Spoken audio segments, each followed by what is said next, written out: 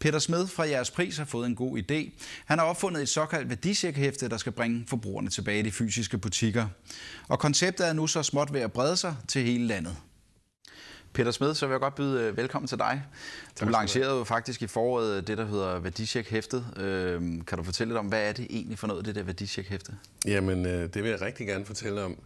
Jamen, det var en idé, jeg fik, sådan set, fordi at jeg har haft med detailhandel at gøre hele mit liv. Og da jeg startede i sin tid, der fik jeg at vide, at det at sige tak for handlen, det at byde folk velkommen og egentlig også sende dem godt ud af butikken igen, ja, det var noget, man skulle huske på, når man endelig havde dem inde i butikken. Og så kan man sige, en kombination af det, plus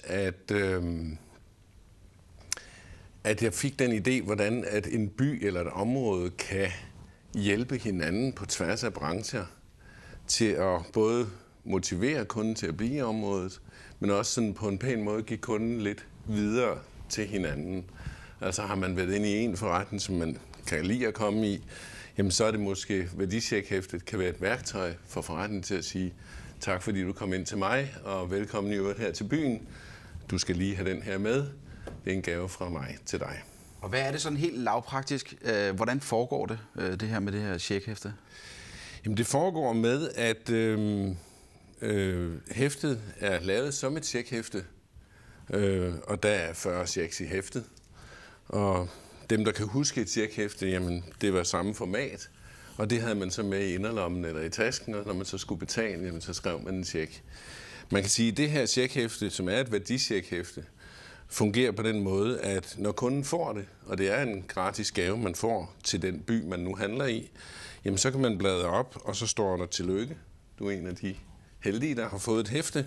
Og så kan man ellers spændt blade hæftet igennem og se, hvilke muligheder byder byen på, hvad er det forretningerne gerne vil tilbyde, hvis jeg lige kommer forbi.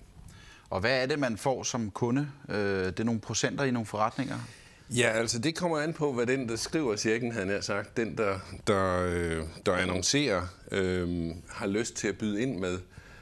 Jeg har altid, jamen altså det at være i valgklasse, det at forretningen bliver valgt, som den butik kunden vil gå ind i, det er helt essentielt for at drive forretning, ikke? Og hvis nu for eksempel en forretning har lyst til at byde ind med et godt tilbud, jamen, så kan man udforme det på checken. Og det kan sagtens være, at det er køb i forretningen her, og vi trækker 10% fra, når du betaler med blandt andet den her check. Og hvordan er det blevet taget imod, både i forretninger og så hos kunder, men hvis vi starter hos forretningerne rundt omkring? Jamen forretningerne har taget rigtig godt imod det, fordi altså, man kan sige, at det at annoncere i dag, det er svært at få fat i forbrugerne og få synlighed til en rimelig pris. Og her er det altså noget nyt. Alle har taget vel imod det og sagt, det har vi ikke set før.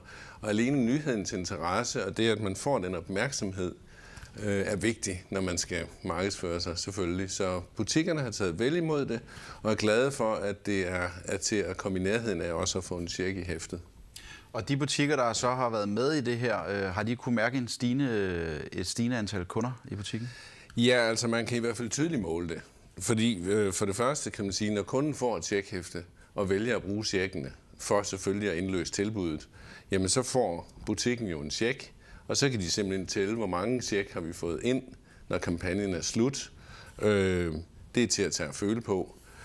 Samtidig så reklamerer vi også altså ved, at vi producerer både en check til folk, og samtidig også et billede. For mange virksomheder har jo Facebook i dag, så de bruger både Facebook og hæftet til at skabe synligheden.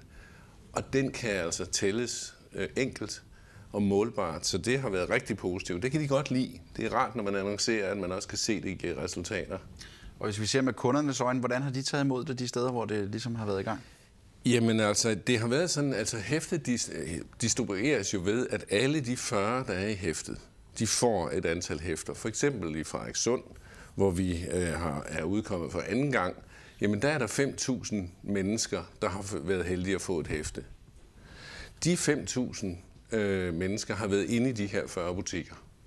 Når man kommer ind i butikken, ja, så får man hæftet som en gestus eller et tak for handlen. Og så kan man sige, benytter man sig checkene i de andre hæfter eller i de andre butikker.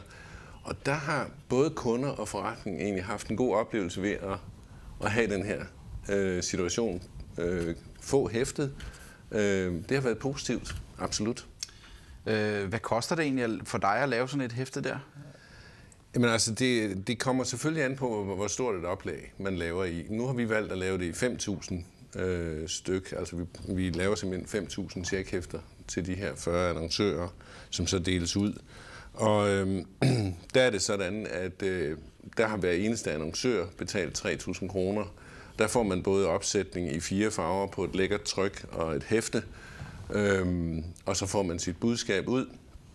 Et billede, som man kan bruge på sin Facebook, hvis man har lyst. Og så producerer vi faktisk også en plakat til butikken, der tydeligt viser, her kan du få hæftet. Kom ind og få hæftet. Det får man for de 3.000 kroner. Og så får man jo, og det er der nogen, der har lagt mærke til, ikke alene får man en annonce, men man får faktisk også, hvis du har 100 kunder inde i din butik, så får du reelt 100 gaver til dine kunder med i prisen, fordi du får lov at forære dem noget, som de bliver glade for, og som er positivt, giver en relation egentlig. Hvem har egentlig størst glæde af det her, kunden eller forretningen? Jamen, jeg tror egentlig, det er lige over. Jeg tror, at det faktisk er en glæde for kunden, selvfølgelig at kan få nogle fordele, og kan komme ind, og det er også lidt sjovt. Man synes jo inde i butikkerne, det er lidt skægt, det der med en check, og man kan i det hele taget, hele konceptet, tror jeg, motivere på begge sider af bordet. Nogen vil måske mene, jeg ved ikke om 10% på det ene og 10% på det andet. Er det ikke sådan lige, altså, er det noget, der batter? Altså jeg vil sige, i varehusene, der batter det at få 10%, fordi at vi kommer alle sammen i varehusene, og det er da spændende at fylde kun vognen til jul for eksempel her, eller i det hele taget, når man handler ind, og når man så kommer til kassen, for uden de gode tilbud, der er i varehus, får man så ekstra 10%. Det har virkelig virket. Så kan der være, at man i en skønhedssalon, eller i en frisørsalon, eller det kan være en zoneterapeut, eller nogle af de steder, hvor man sådan set tilbyder tid, der giver man lidt ekstra hovedbundsmassage, eller man får lidt ekstra tid med. Det er jo også en måde at få fordele på. Så det er alt lige fra procenter til en ekstra seance hos en zoneterapeut, eller for den sags skyld, der findes selvfølgelig også nogen, der giver både 15 og 20 og 25%. Vi lever jo lidt efterhånden i et pengeløst samfund. Er det ikke sådan at gå lidt den anden retning, det der? Jo, det kan du godt sige. Det er måske også det, der er en lille smule retro. Men altså, vi lever jo også med, at vi vil gerne give kunderne en god shoppingoplevelse. Og det at gå på shopping i forhold til bare at sidde bag skærmen og købe varerne, om man så må sige, det var jo også det, der var lidt grundlæggende. Da jeg fik ideen, jeg synes, det er ærgerligt, at man går forbi alt for tomme butikker med personale, som er veluddannet til at forklare, hvordan tingene fungerer. Jamen, jeg synes at vi gerne vil have et shoppingliv. Altså, vi har alle sammen noget ud af at få lidt den der glæde ved at gå ud og shoppe tilbage måske. Og så lidt skægt. Altså, det er lidt sjovt for de her forretninger. De glæder sig over det. Det er helt tydeligt. Og det er jo faktisk også tydeligt, at det på en eller anden måde er en succes jo, fordi at konceptet har jo bredt sig, det kan du måske fortælle lidt om.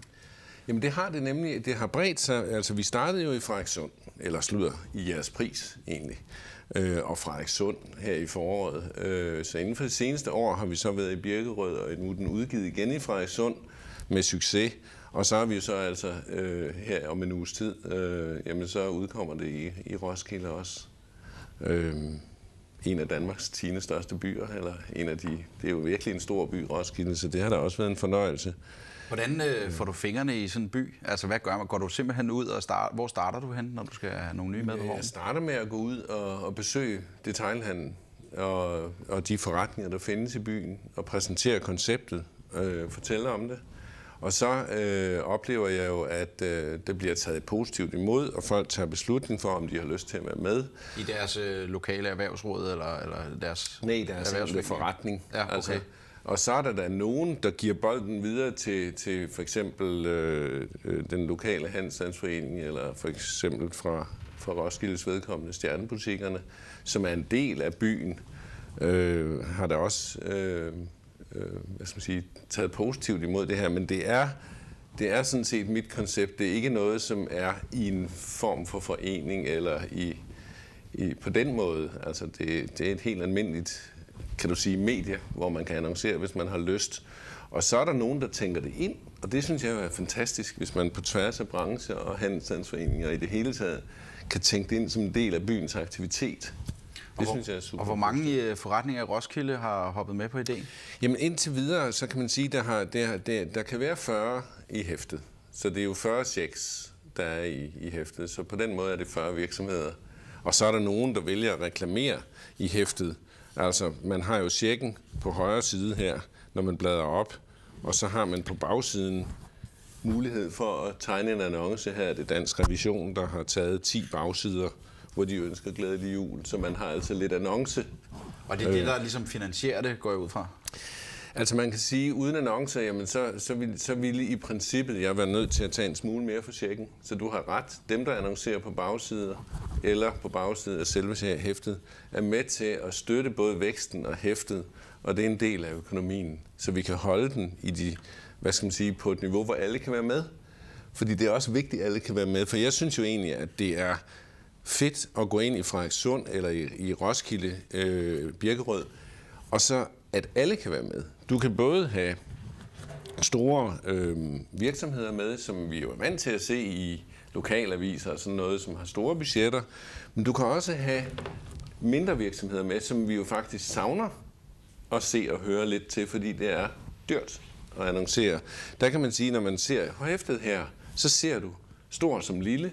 Du ser, hvad Roskilde kan byde på, lige fra den absolut mindste butik til de helt store butikker.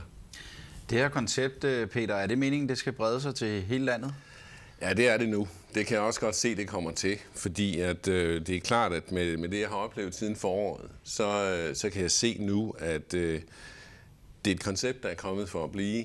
Det er kommet for at blive bedre og bedre, udviklet i det hele taget, og tilpasset de byer, det kommer ind i. Det er klart, at det kan godt være, at næste gang vi går ind i Roskilde eller en endnu større by, jamen så vil oplaget jo følge det antal indbyggere, der er i byen. Men jo, du har ret. Det vil brede sig helt tydeligt. Er det noget, du selv har tid til at lave alt det her, eller skal du til at ansætte personale også?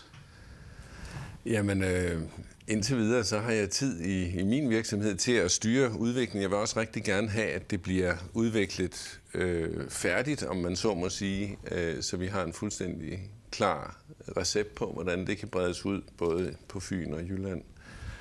Og når den tid kommer, så er vi helt klar. Og du skal jo også, går jeg ud fra, at have lidt smør på brødet, så du tjener vel også noget ved det her? Er det noget, man bliver rig af at opfinde sådan en ting her? Altså man kan sige, der er ingen tvivl om, at jeg er også nødt til at have smør på brødet, som du siger. Det er en forretning, og jeg bruger mange penge på trykket og sådan noget. Så det er ikke sådan en, hvad skal man sige, selvfølgelig kan man sige, at det er jo sådan, at man driver forretning, hvis man kan styre sine omkostninger. Så hænger det også sammen med, hvad udsalgsprisen er, og vores omkostninger, de er styret pænt, tør jeg gerne sige. Jeg synes også, at vi leverer rigtig meget for de 3.000 kroner, men det er også vigtigt, fordi ellers så får man ikke alle med. Men det er klart, det er en forretning, og jeg skal også kunne leve af det her, og det kan vi også. Sådan er det. Heldigvis, ellers ville det jo forsvinde igen. Der er i hvert fald ingen tvivl om, at der er jo en kamp om de her annoncer, både i lokalaviserne og sådan. Ja. Hvordan går du ud og få fat i de annoncører? Jamen altså, jeg banker pænt på døren og spørger, om de har 10 minutter til at snakke med mig, og alternativt til at lave en mødeaftale, hvor vi så kommer ud, og hvor jeg kan sidde, ligesom vi to gør egentlig nu, og forklare, hvad det her handler om, fordi det er også vigtigt, at folk forstår, eller hvad skal man sige, at jeg forstår konceptet. Det er ikke et helt almindeligt koncept, det giver resultater, og det er til at komme i nærheden af, uden at man bliver væltet økonomisk. Og det er vigtigt, at det budskab trænger ind i en skov af tilbud, som forretningerne får på markedsføring på nettet og på den ene og den anden form for reklame, ikke? Og da folks rådighedsbeløb og marketingbudget nogle gange er begrænset, jamen så er det jo vigtigt, at forretningerne vælger rigtigt. Og der tør jeg gerne sige, at det er min oplevelse, at det gør de her. Men det er også vigtigt for mig, at det virker. Det er ikke sjovt for mig, hvis at jeg laver et stykke arbejde, og og min kunde ikke har noget ud af det. Altså, vi vil gerne have, at kunden kommer igen. Og jeg vil også rigtig gerne have, at folk har lyst til at være med i det næste checkhæfte. Det er tanken, det kommer sommer og vinter, så et par gange om året, ikke? Og Peter, når nu det her det kører på skinner, det gør det jo stort set næsten allerede. Hvad har du så andre ting i støbeskeen? Altså, det er klart, at jeg vil gerne følge det her til dørs. Jeg vil gerne udvikle det fuldt ud. Men værdisjekhæftet som koncept kan sagtens blive udviklet sådan, at det her, når det kører, og folk kender det, jamen så kan du jo lave et værdisjekhæfte for enten en branche eller til en event. Vi kender alle sammen Valentines for eksempel, eller andre former for temaer, der kunne være et tema i et hæfte. Men på den anden side set vil jeg også gerne understrege, at det er det her, der er det helt klart, det er kernen. Og Danmark er stor, så vi har lang vej igen, men også en spændende vej for at få det her bredt ud. Hvad er den næste by, du skal ud og have kløerne i? Det er... altså mit fokus går på Køge, og på Hillerød og på Holbæk. Ja. Så de 3 byer vil i hvert fald være målet i 15, for uden at jeg jo skal passe på mine kunder og de byer, jeg har fat i. Så det er målet for det kommende år. Plus hvad der ellers byder sig. Jeg ønsker jo meget, at folk også henvender sig, hvis de sidder i et område eller en by, eller kunne tænke sig, at det måske kunne være noget for dem. Så vil jeg rigtig gerne have, at de selvfølgelig ringer. Peter, du skal have tillykke med i hvert fald din succes indtil videre, og så tak fordi du kom og gjorde os klogere på det her. Tak fordi jeg måtte komme.